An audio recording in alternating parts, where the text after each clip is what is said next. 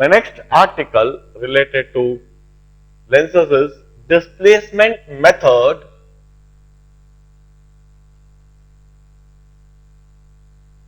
It's a laboratory experiment and it's used to determine focal length of any convex lens. For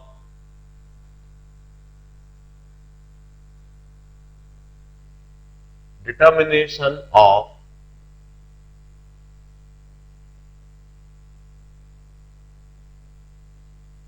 focal length of a given convex lens.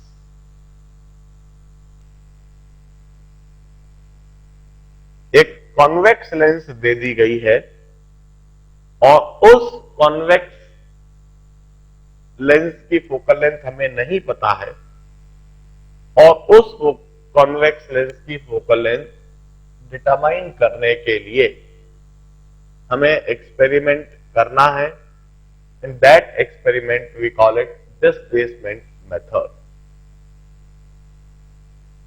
हम इसे displacement method इसलिए बोल रहे हैं क्योंकि इस case में लेंस को डिस्प्लेस करा जाता है. इस केस में ऑब्जेक्ट बिल्कुल अपनी जगह पर फिक्स रहता है, स्क्रीन अपनी जगह पर बिल्कुल फिक्स रहती है, ऑब्जेक्ट और स्क्रीन का कोई मूवमेंट नहीं होता है और एक्सपेरिमेंट के दौरान जैसे हम मूव करते हैं वह लेंस होती है. That's why it's termed as a displacement method. Method के लॉजिक को पहले हम ध्यान से समझ लेते हैं. फॉर्मूले को मेमोराइज करना जरूरी है. वंस अगेन यह मेथड बहुत इंपॉर्टेंट है क्योंकि इस पर से फ्रीक्वेंटली एग्जामिनेशंस में ऑब्जेक्टिव्स प्रॉब्लम्स देखे जाते हैं. ऑलमोस्ट हर 2-3 साल में एक बार एक सवाल हम देखते ही हैं डिस्प्लेसमेंट मेथड पर. इनफैक्ट इस एक्सपेरिमेंट का इस्तेमाल आप दूसरे चैप्टर्स में भी काफी अधिक देखेंगे, लाइक वेव ऑप्टिक्स में, मॉडर्न फिजिक्स में.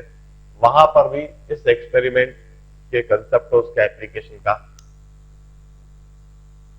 को आप देखोगे. बड़े ध्यान से मेथड को समझना. पहली बात, जो भी आपको अननोन कॉन्वेक्स लेंस दी गई है उसका आप रफ फोकल लेंथ डिटरमाइन कर लीजिए.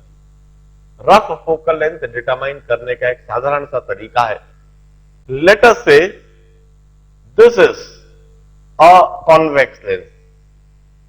यह मैग्नीफाइंग ग्लास है, इसमें कॉन्वेक्स लेंस का ही इस्तेमाल है और मुझे इस कॉन्वेक्स लेंस की फोकल लेंथ डिटरमाइन करनी है. मुझे नहीं पता है.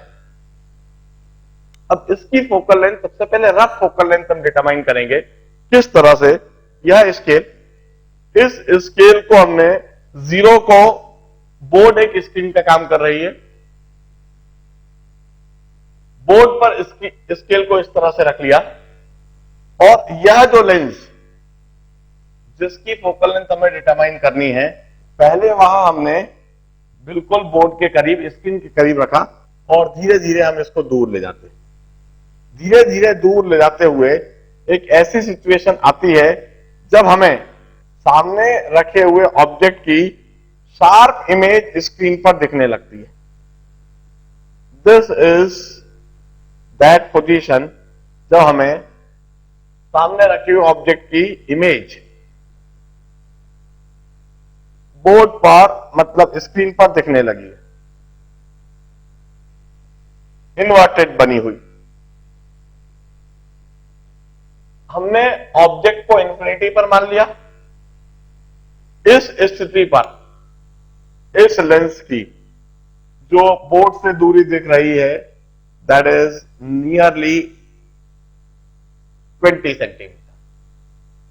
हम कहते हैं इस लेंस की फोकल लेंथ 20 सेंटीमीटर के आसपास है. अब एग्जैक्टली कितनी है नहीं पता.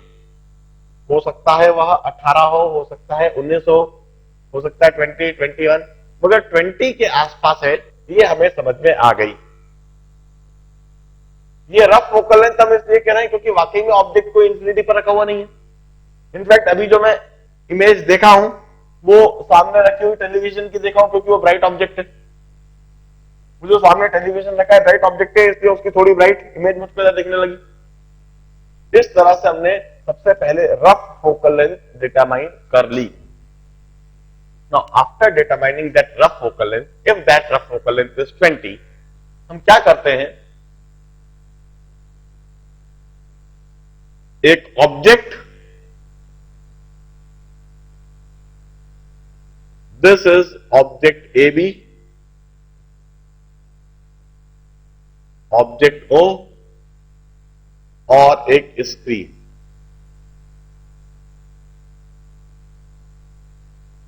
इन्हें फिक्स कर देते हैं। ऑब्जेक्ट ए बी और स्क्रीन यहां हमने फिक्स कर दिया at a distance of D.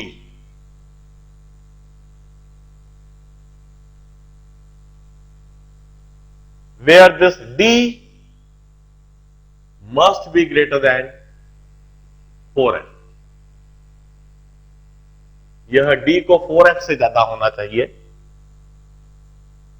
हमने इस तरह से ऑब्जेक्ट और स्क्रीन को बिल्कुल फिक्स कर दिया। अभी हमने रफ फोकल लेंथ 20 निकाली है। 4 into 20 that is 80, this d must be greater than 80। तो आप कुछ रखिए 100, 120 या 150, उसको 80 से आप अच्छा खासा ऊपर रख दीजिए, 80 के आसपास मत रखिए बस। जिस तरह से आपने ऑब्जेक्ट और स्क्रीन को फिक्स कर दिया। अब ध्यान रहे पूरे एक्सपेरिमेंट के दौरान ना तो हम ऑब्जेक्ट के साथ कोई छेड़छाड़ करेंगे ना स्क्रीन के साथ कोई छेड़छाड़ करेंगे। ऑब्जेक्ट और स्क्रीन बिल्कुल भी मूव नहीं करेगी। अब जो भी मूव करेगा that would be this lens, यह लेंस मूव करेगी। हम इस लेंस को सबसे पहले इस ऑब्जेक्ट के करीब रखते हैं और धीरे धीरे लेंस को ऑब्जेक्ट से दूर ले जाते हैं, धीरे धीरे दूर ले जाते हैं। एक ऐसी स्थिति हमें लेंस की मिल जाएगी, लेंस की हमें एक ऐसी स्थिति अवश्य मिलेगी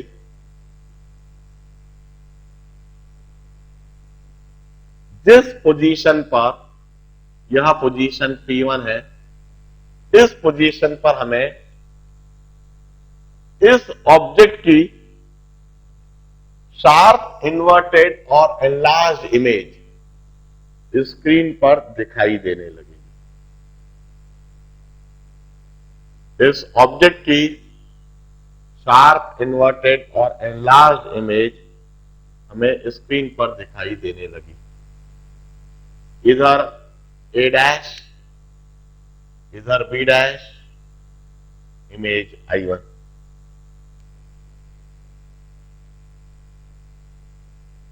ऐसा निश्चित इसलिए हुआ है क्योंकि यह ऑब्जेक्ट F और 2F के बीच में आया होगा और स्क्रीन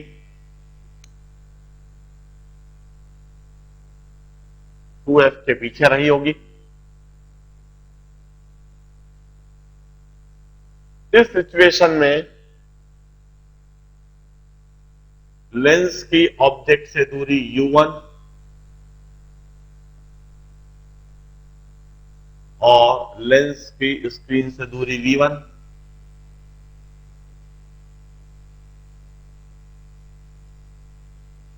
इस सिचुएशन में जो बातें हम लिख सकते हैं, पहली mod of U1 plus mod of V1 would be equal to capital D। एक तो यह बात हम लिख सकते हैं। दूसरी बात हम लिख सकते हैं magnification in this case is minus of और I1 upon O। Magnification in this case is M1 and this magnification M1 is I1 by O.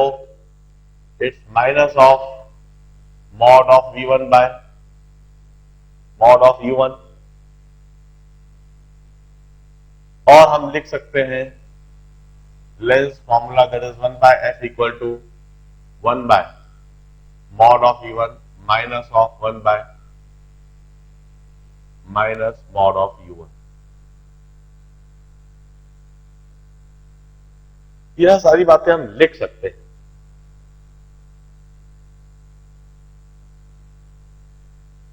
अब हम क्या करेंगे,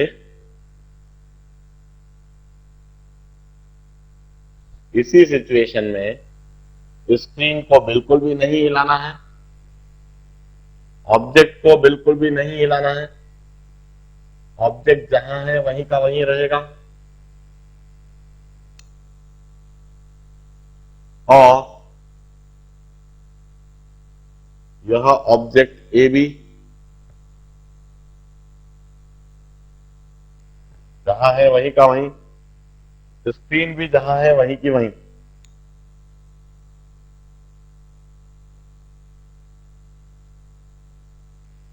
डिस्प्लेस करना है हमें लेंस को,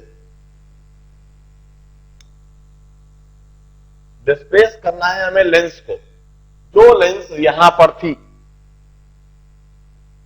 इस पोजीशन पर हमने शार्प इन्वर्टेड इमेज देखी थी, इस लेंस को हम और दूर ले जाने लगे। जब हम इस लेंस को और दूर ले जाएंगे तो वंस अगेन हमें लेंस की एक ऐसी पोजीशन और मिलेगी, लेंस की यह पोजीशन P2।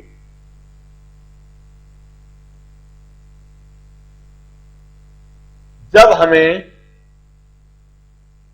स्क्रीन पर दोबारा शार्प इन्वर्टेड डिमिनिश्ड इमेज दिखने लगेगी, इस बार हमें sharp inverted diminished image A double dash B double dash sharp inverted diminished image I2 दिखने लगी।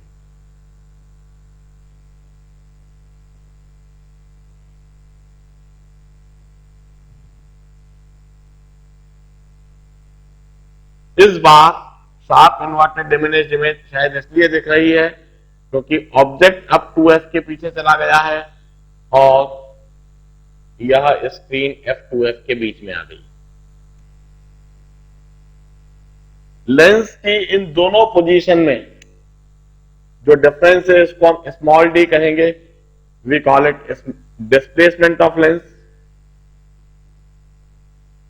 लेंस की इन दोनों पोजीशन में जो डिफरेंस है इसको हम स्मॉल डी से डिनोट कर देते हैं, डिस्प्लेसमेंट ऑफ लेंस। और इस केस में जो हमें लेंस की ऑब्जेक्ट से दूरी है इसको हम U2 से डिनोट कर दें और लेंस की जो स्क्रीन से दूरी है इसे हम V2 से डिनोट कर दें।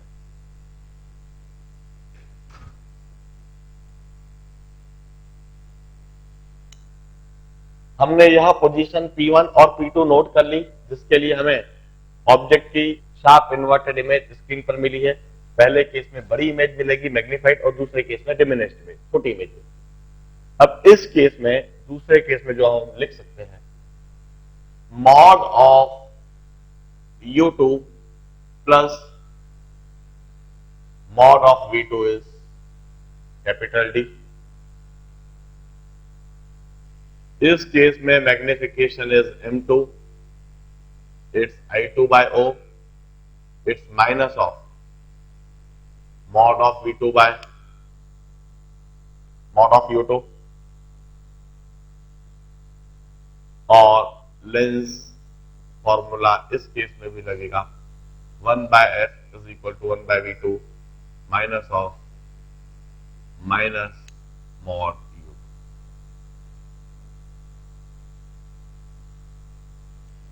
यह सारे एक्सप्रेशन इस केस में होल्ड करेंगे।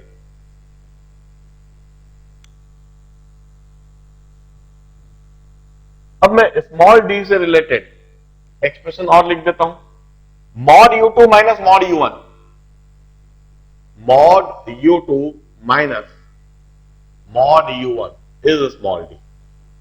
या फिर मैं लिखूंगा mod of V1 minus mod of V2 is small d। सारे एक्सप्रेशंस को बड़े ध्यान से देखिए। Mod of u2 minus mod of u1 is a small d. The mod of v1 minus mod of v2 is a small d.